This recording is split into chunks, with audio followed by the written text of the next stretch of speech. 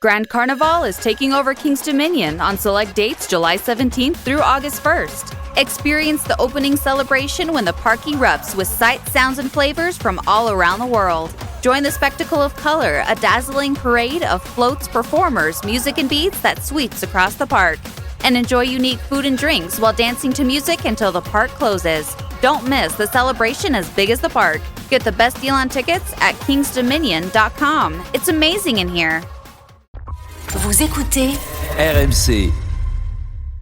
RMC jusqu'à minuit. L'after-foot. François Pinet.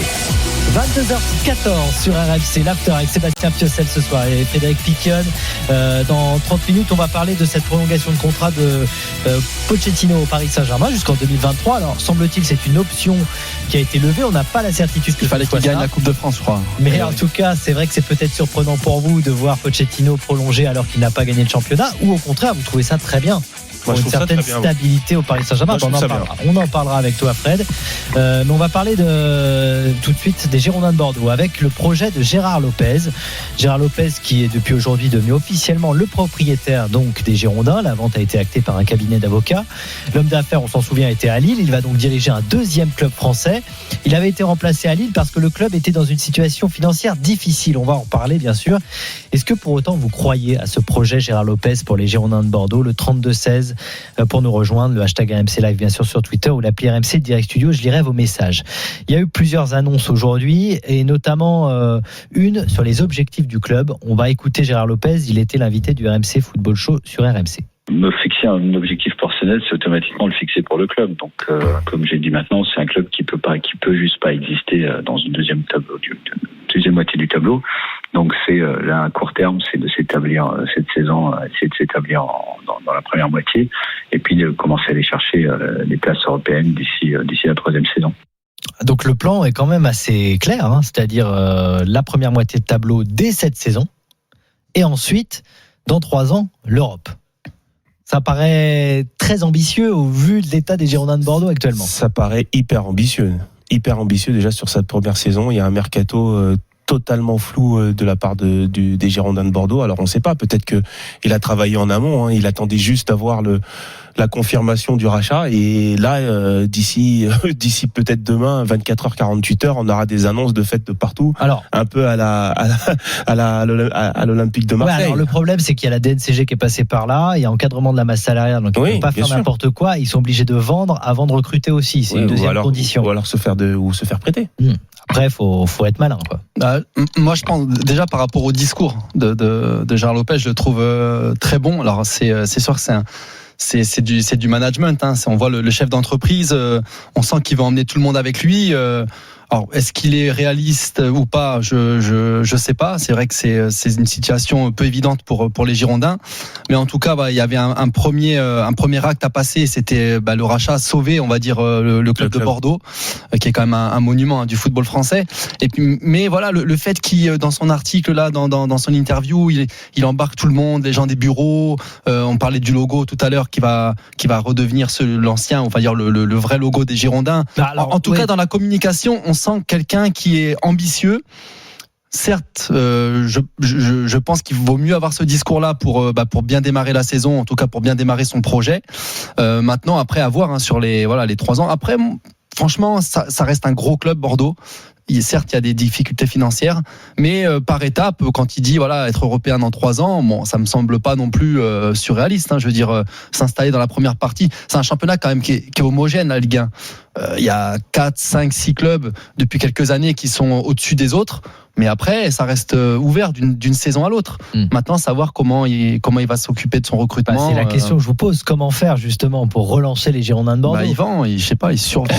il survend. Oui, mais est-ce qu'il y a beaucoup de joueurs justement qui sont bankable, comme on dit à Bordeaux actuellement, vu la saison qu'ils ont fait? On en a déjà parlé. C'est vrai qu'ils devaient vendre. C'était pour 40 millions à peu près, c'est ça. Et on se demandait quels joueurs ils pouvaient. Quels sont les joueurs? Voilà. Alors il y a des joueurs, Otavio, Batic. Il y a des joueurs qui. Batic, ouais. Voilà, qui peuvent être vendus. Alors, moi, je pense pas qu'ils arriveront à 40, c'est sûr. Après, c'est être malin. C'est être malin ça peut être des prêts avec option d'achat pour se délester un peu de masse salariale et puis de faire des bons coups en retour pour venir au club. Déjà, il va y avoir la première chose à faire. C'est de savoir si Jean-Louis Gasset va rester. A priori, ça c'est un gros dossier. Oui, mais c'est la base du projet sur le court terme. Déjà, alors, qu'a dit Gérard Lopez, parce que c'est vrai qu'on est à 2 semaines là quand même du début du championnat. Pour l'instant, c'est toujours Jean-Louis Gasset qui a encore 1 an de contrat. Il a précisé chez nous, Gérard Lopez, que la décision serait prise ce week-end. Donc dimanche, lundi, il a dit ça pourrait aller jusqu'à lundi, mais la décision est prise très vite. Le jour où il a posé ses pieds à Bordeaux, la décision elle était prise. Il a dit que pour l'instant, elle n'était pas prise. Oui, mais ça c'est parce qu'il ne peut pas annoncer officiellement. Bah oui. Enfin, moi je le vois comme ça. Il reste 1 an de contrat à Jean-Louis Gasset, a priori qui a quand même un bon salaire, qui a dit aussi qu'il ne souhaitait pas démissionner. Donc je pense que la première chose à voir, c'est s'il trouve un terrain d'entente pour le faire partir et que ça coûte le moins cher possible à Bordeaux. Leur entretien s'est très bien passé, c'est ce qu'il a aussi dit. Ouais, mais il est bon en communication. Notre ami Gérard Lopez, il est bon en communication. Mais ce que je veux dire, c'est que, comme le disait Fred, c'est acté dès le départ. Je pense que c'est quelqu'un, on l'a dit, qui aime bien travailler avec des personnes qu'il connaît. On parlait là même du coach portugais là, qui est adjoint de Joao Sacramento. Entre autres, même si c'est un jeune, je pense qu'il a envie de s'entourer de personnes ou qui connaît lui ou que Campos connaît, parce que je pense qu'il lui donnera un coup de main. Je sais pas, c'est pas de scoop que je donne. Alors pour l'instant, j'ai aucune certitude. On n'a pas parlé de Luis Campos. Oui, mais bon, ça n'empêche qu'ils ont des liens et je pense que même par amitié, il sera capable de lui donner ou de lui souffler un nom ou de lui souffler des noms de joueurs. Je pense que c'est possible. Mais en tout cas, ce qui est sûr, c'est que le week-end, là, ça va servir justement à acter le départ de Jean-Louis Gasset, que ça coûte le moins cher possible à Bordeaux. Et derrière, ils vont annoncer un entraîneur. Ça, c'est quasiment sûr, parce que pour recruter aussi, si un entraîneur joue d'une certaine manière, je parle même pas forcément de système, mais d'animation, il va quand même dire voilà, moi je préfère ce type de joueur, il me faut ça.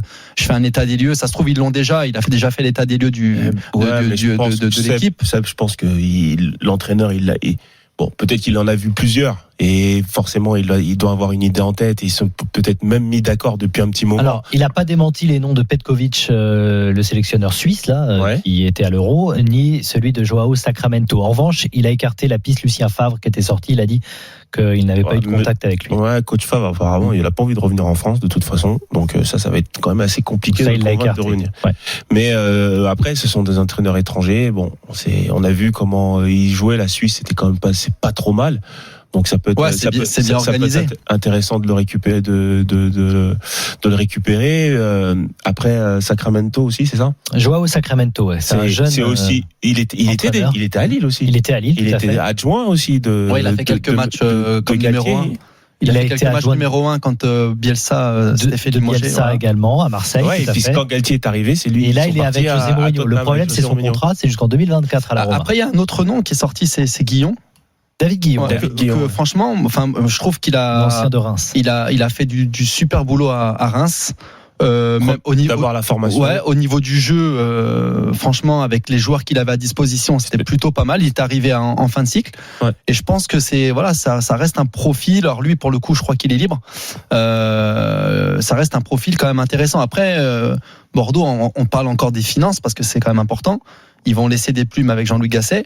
Ils peuvent pas non plus sur un entraîneur faire venir un mec qui va toucher certainement le même salaire que Jean-Louis Gasset, je pense pas. Donc là aussi, bon, il faut trouver le juste milieu. Il va falloir jongler dans les finances, mais tu sais. Mais moi, Guillon, je trouverais que ce serait pas mal. Tu sais bien aussi que Gérard Lopez, il va pas venir avec. Tu vois ce que je veux dire? Il faut quand même un nom à Bordeaux. Ils attendent un peu ça aussi pour retrouver un peu le sourire, pour retrouver un peu les ambitions. Ils ne font pas monter au plafond. Même Sacramento ou même Petkovic, oui, on l'a vu un peu avec la Suisse. Bon, après, sélectionneur, ça reste c'est un autre métier, on va dire, même s'il a été entraîneur déjà de club.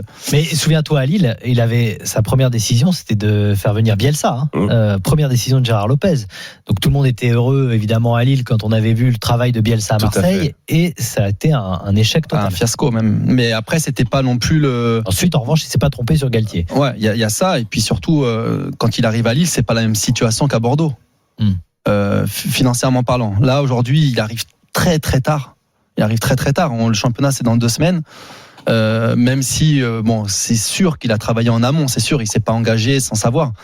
mais au niveau financier, il sera obligé, quoi qu'il arrive, de faire avec. Donc, il n'aura pas un choix énorme d'entraîneur. Alors, tu parlais de Luis Campos. Gérard Lopez est venu avec Anmar Lopez. C'est le directeur technique de Bordeaux désormais, et voilà, il c'est un proche aussi de Luis Campos, Anmar Lopez, qui sans doute gérera également le recrutement. Et tous ceux qui étaient en place aussi, le directeur sportif Alain Roche, qu'est-ce qu'il va devenir ? Est-ce qu'il va partir ? Est-ce qu'il va rester ? Canal+. Alors. Il était déjà. On va écouter. En tout cas, c'est vrai que c'est un vrai casse-tête quand même, Bordeaux. Même si le club est sauvé. Mais c'était ça en fait la première étape vraiment. Et là aussi, ce qui est intéressant par rapport aux dernières personnes qui dirigeaient le club de Bordeaux, c'est que pour l'instant, je l'ai bien dit pour l'instant, les supporters sont derrière le président. Et justement, on va les interroger, les supporters au 32-16. Il y a Sébastien qui est là. Si vous voulez faire comme Sébastien, vous faites le 32-16. Juste avant, je voulais vous faire écouter Gérard Lopez, donc tout à l'heure sur RMC, quand il parle justement de l'effectif, comment le gérer, et notamment gérer les ventes. Il y a différentes façons de construire un effectif qui soit de qualité avec le temps qui nous est imparti. Il est clair qu'il y aura des départs parce que peut-être il y a l'un ou l'autre joueur dont on veut se séparer, il faudra trouver une solution. Mais puis il y a aussi des joueurs qui sont demandés, qui ont peut-être envie d'essayer autre chose. Donc tout ça aujourd'hui fait partie un peu de la potion magique sur laquelle on doit travailler. L'objectif étant, quoi qu'il arrive, d'avoir une équipe qui soit compétitive au niveau que j'aimerais qu'elle soit la saison prochaine. Voilà, il n'a pas dit grand-chose non plus, ni sur le nom donc de l'entraîneur, ni sur la stratégie véritablement des Girondins de Bordeaux. La seule chose que l'on comprend, c'est qu'il va falloir vendre, bien évidemment, avant de recruter. C'était très important aussi, puisque au moment où il est passé devant la DNCG, c'est pour ça peut-être qu'il ne s'est pas attardé de discuter et de donner plus de précisions, parce que la première fois où il est passé, il s'est dit satisfait de son passage. Il avait pris le temps de présenter un plan de reconstruction par rapport au club, que ça soit au niveau financier, que ça soit au niveau économique, mais aussi sportif, pardon. Et il y a le centre de formation aussi à revoir, parce que ça fait longtemps qu'on n'a pas vu des joueurs sortir. Mais ils sont partis à Monaco, Tchouaméni par exemple, ouais. Il part à Monaco tout de suite. Et puis comme vous l'avez dit aussi, les joueurs bankable qui vont devoir partir. Mais aujourd'hui avec le Covid, les joueurs bankable, ça va être difficile. Juste par rapport à l'effectif, c'est que quand tu changes régulièrement d'entraîneur, tu changes beaucoup de joueurs aussi. Tu te trompes souvent parce que chaque entraîneur a sa philosophie, a sa manière de voir les choses. Pour un entraîneur, Fred va être un super joueur, pour un autre moyen, et moi pareil. Enfin voilà, et donc de là, on veut faire plaisir à l'entraîneur. Et à l'arrivée, tu te montes un effectif qui est complètement déséquilibré.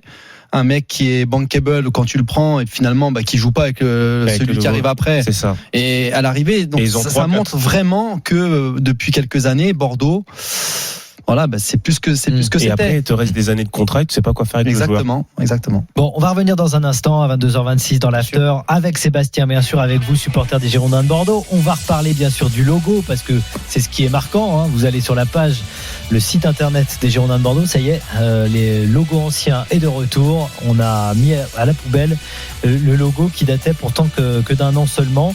Et puis on va parler aussi de son passage à Lille, parce que est-ce que vous pensez que ça peut être la même réussite qu'à Lille? Tu l'as dit, c'est pas tout à fait le même contexte, mais bon, il y a quand même eu des succès et quand même des petits échecs à Lille, notamment financièrement. On revient avec vous, supporters de Bordeaux. À tout de suite.